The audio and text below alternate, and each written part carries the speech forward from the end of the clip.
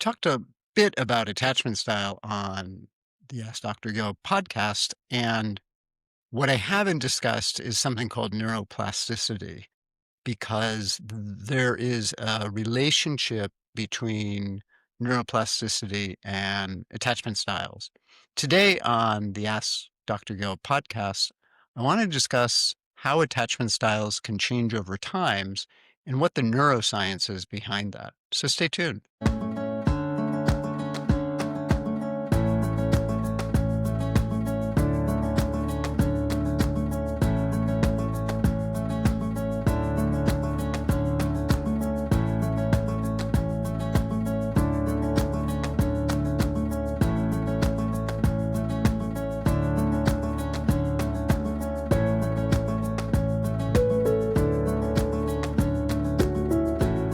Hello and welcome to Ask Dr. Gil. I am your host, Dr. Gil Winkelman. And today on the podcast, we're going to be discussing attachment styles in the context of neuroplasticity.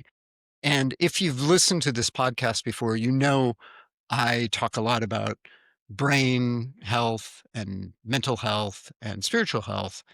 And I think what's interesting is that attachment styles are a really nice way to highlight some of the issues that show up and how the brain does begin to heal itself and rewire itself. And so I think this is an important topic to discuss.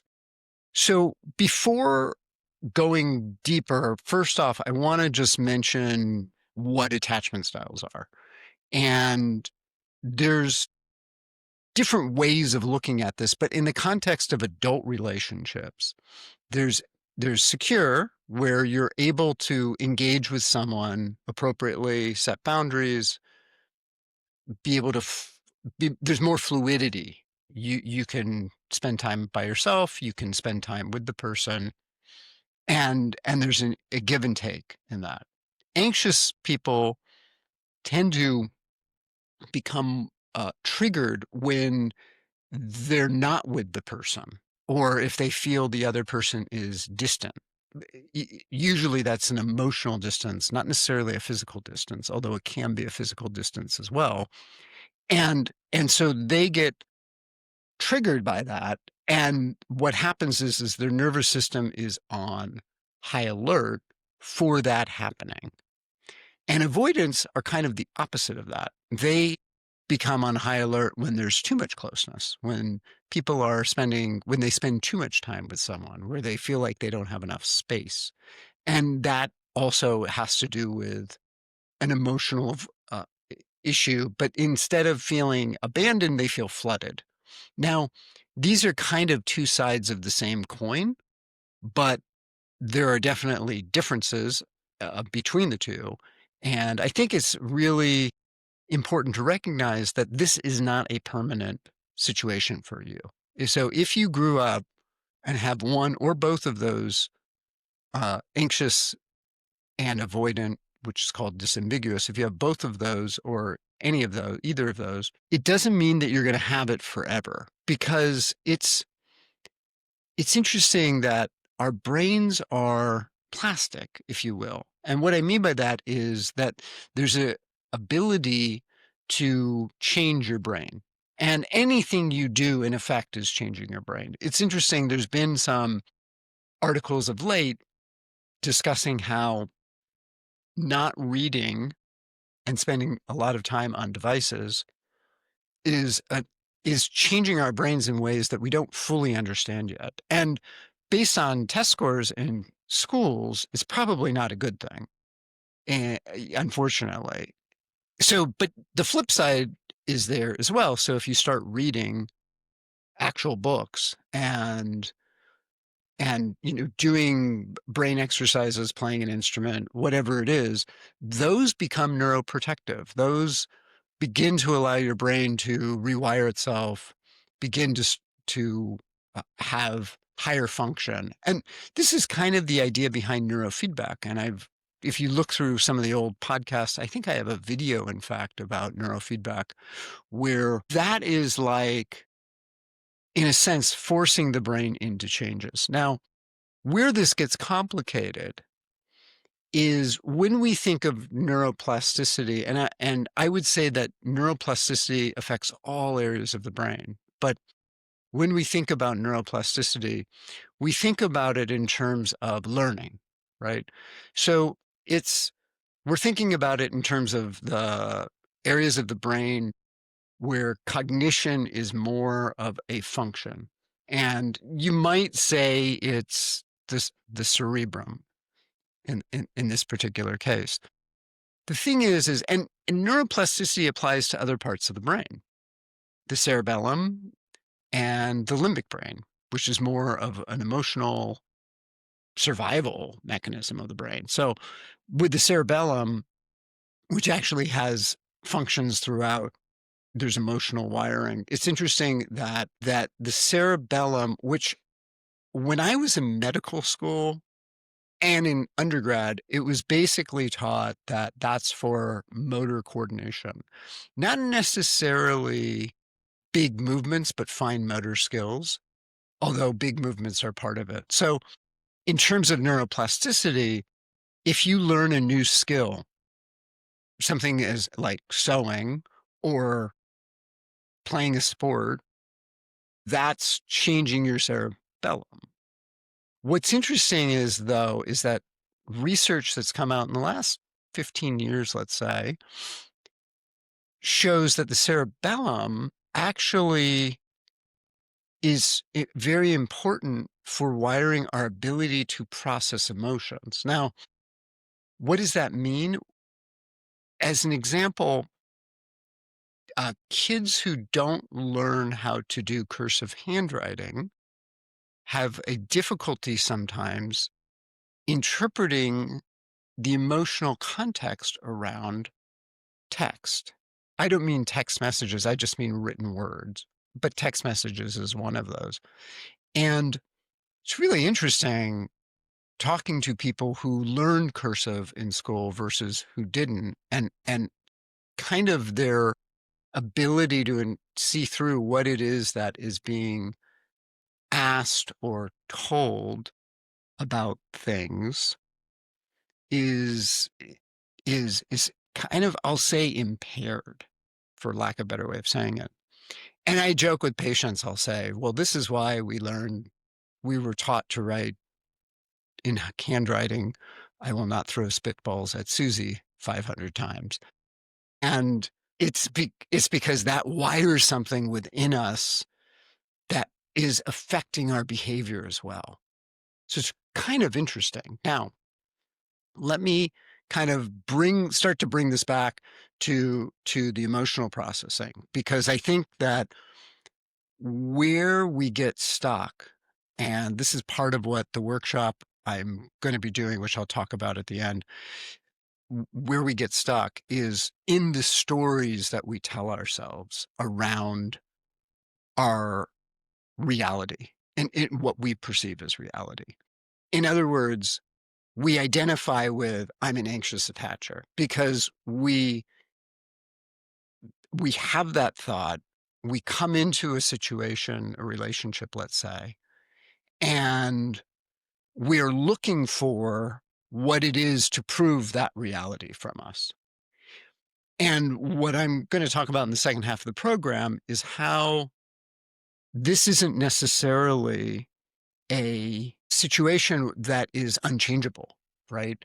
And that's what the research is going to show, that, and it has been showing, that when someone with anxious or avoidance begins to work on this and becomes aware of their tendencies, that's when things can become different and begin to change. Now, one of the interesting things about this is that when you go through kind of books about relationships, I'll say it this way, there's a debate whether, well, do you do this on your own or do you do this with someone else? And the answer is both, really, because it requires the ability, as an example, someone who's anxious it's really important for them to learn how to sit with themselves. And I know people who are really good and not very anxious outside of the context of a relationship. But once there's a closeness, that's when they become difficult. That's when it becomes challenging. They're never going to learn how to overcome that without having that experience. And the trick is not to so identify with the experience that you want to be aware of it, right? But you don't want to make it who you are just because that's how you've always been. So, all right, we're going to take a quick break and I'm going to talk more about the ways that you can kind of begin to interweave and change some of this within yourself. So stay tuned.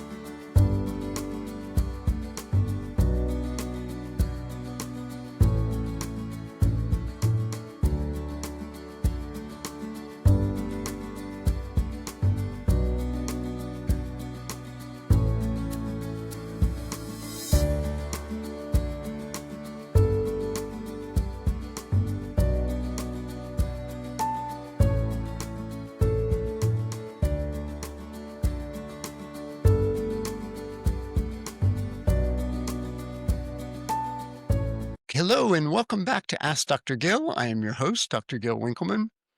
And today we're talking about attachment theory and neuroplasticity. And it's a really interesting piece in terms of in terms of embodying the ideas of neuroplasticity.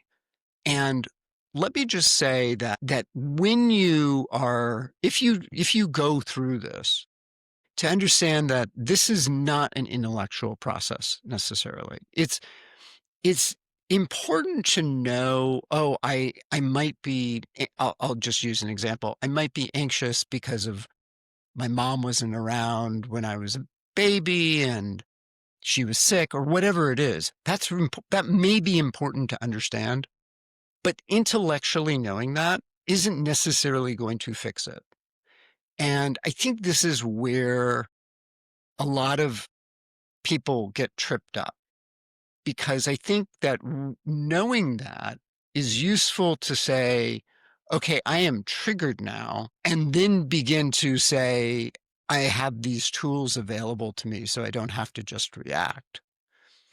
But to heal it, it's about embodying it. It's about being in your your body, literally, and feeling the experience and allowing that to kind of move through you and unwind on its own.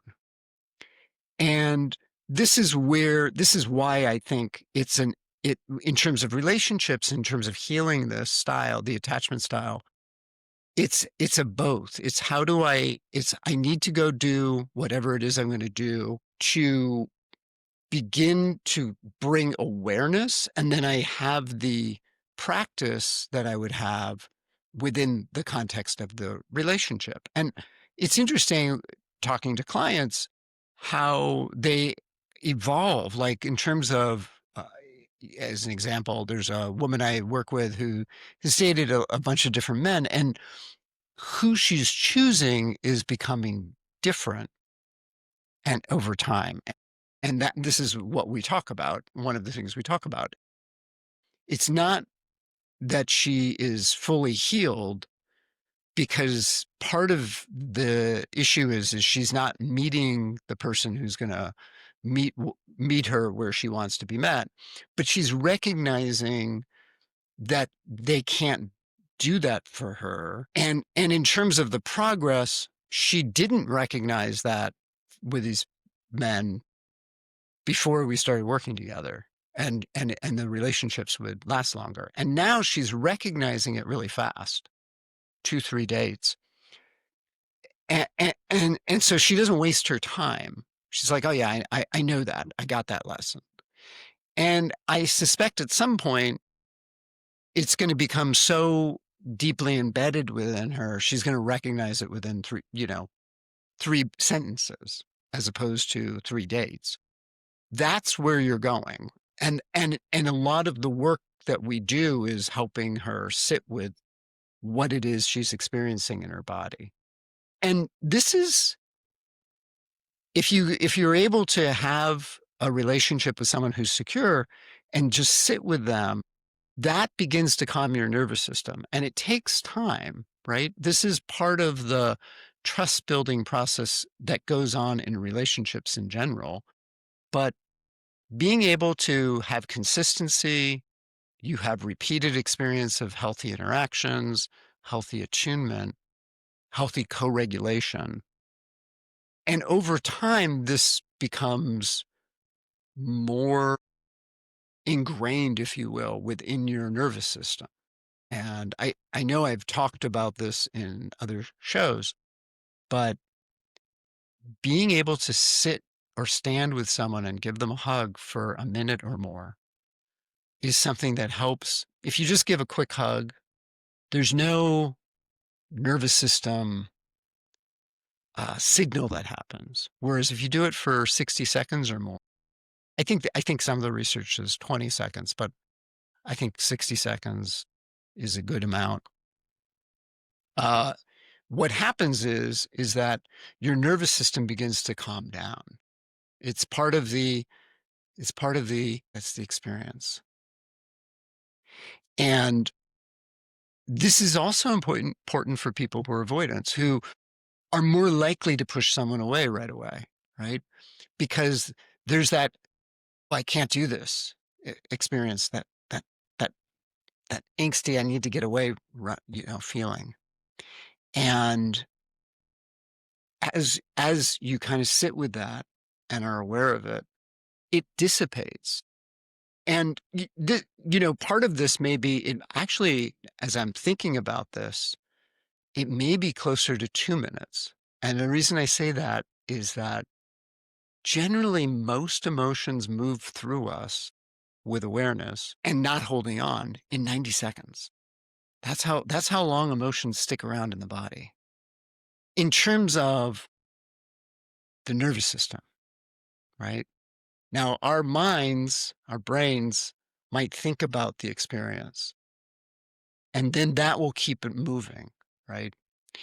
And this is sort of the balance in trauma work often, in terms of trauma therapy, is how do you help someone experience the emotion without dredging things and experiencing it, reworking it over and over again. So one thing I will say, it's not about pretending either. You're not pretending you're not hurt. You're not saying that the past didn't happen.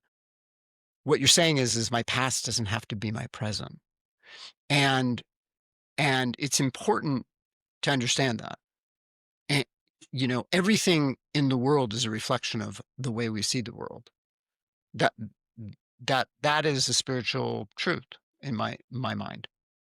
It's not necessarily how it is. It goes back to, there's an old story in Hinduism or Buddhism, is 4 blind men hanging onto an elephant. And basically they don't know it's an elephant. And one says it's a rope. Well, he grabbed the tail. And one says, no, it's a tree. Well, he grabbed the leg. And it's like, neither of those perspectives is necessarily wrong. It's just incomplete. And as you grow and become aware and see that, you see your own filters, you see your own lenses, these things begin to change. And it's powerful. And then your brain begins to see things differently. Here's another example. There's these images that there's one in particular I'll describe, but there's multiple images like this, where if you look at it one way, it's it's one image, and if you look at it another way, it's another image. And when you first look at it, you might see two lovers face to face. And then you kind of keep looking and your perspective change and you see a chalice. Both are there, both are true. And then you kind of, can you see them both at the same time? Which is really interesting. Is that possible? That's another debate, another topic. So so practically, like, how do you go about this? And this is where I think therapy is super important, because I think that without that, you, depending on where you're at in the process, but without it, you don't understand necessarily where the wounding is and what the wounding is and what your actions are. And that's where a therapist, and this is, and I'm talking talk therapy here for a minute. It could be relational therapies, trauma-informed therapies, attachment-based therapies.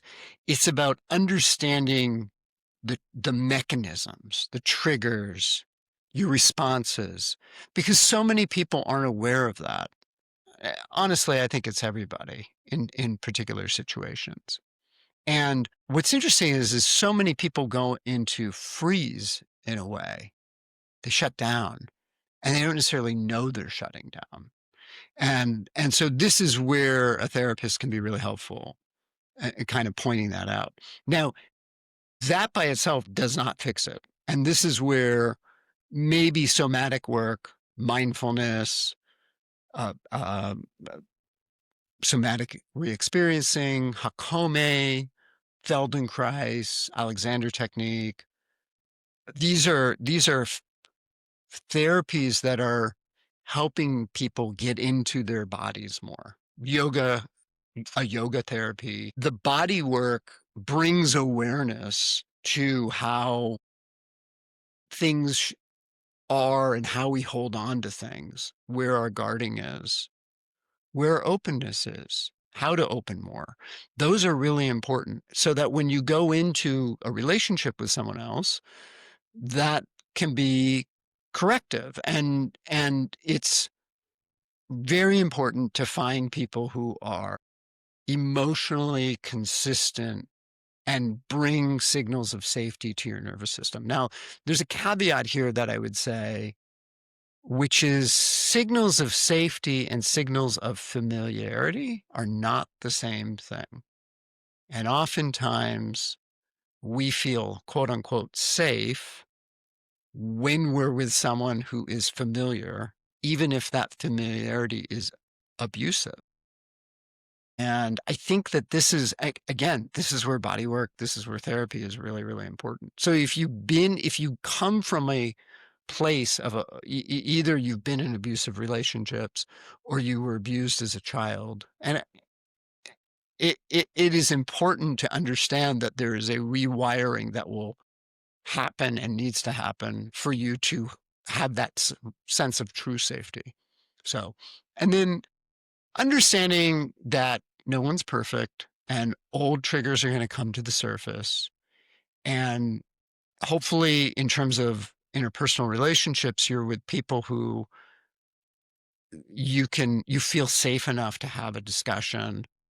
You feel that your ability to engage with someone is there, that in such a way that you feel safe to express what it is that's going on and come back and heal. One of the things John Gottman, who's in his institute, who's has just been phenomenal in terms of understanding relationships and so forth, talks about, like, one of the most, if not the most important aspect of longevity of relationship is the ability to come back together after a fight. And until you do that, and it's like everything's a honeymoon before that, and then you have that fight and it feels awful. And the reality is if you can come back together and heal from that, then you have a place where there's more of a foundation of, wow, this is real, right? And so, and then, understanding, I'll just reiterate, having self-compassion in this, knowing that no one's perfect, you're going to make mistakes, and the rewiring is going to take time. So, all right, so that's what I got for you today. I hope this was really enjoyable, and I will mention my workshop. I will be doing a workshop in January, most likely, which will talk about how to rewire your stories around, and specifically around health, but it can be around anything. And I have written multiple blog posts about this. You can check that out on the Ask Dr. Gil website, askdrgil.com. If you have any questions or comments, feel free to send me an email at info@askdrgil.com. And if you like this show, please give me a good review or click follow down below on YouTube or wherever you might be watching this. It helps to spread the word, and I enjoy putting this out and would like to feel like it's actually hitting more and more people. So thanks again for tuning in, and I will talk to you next time.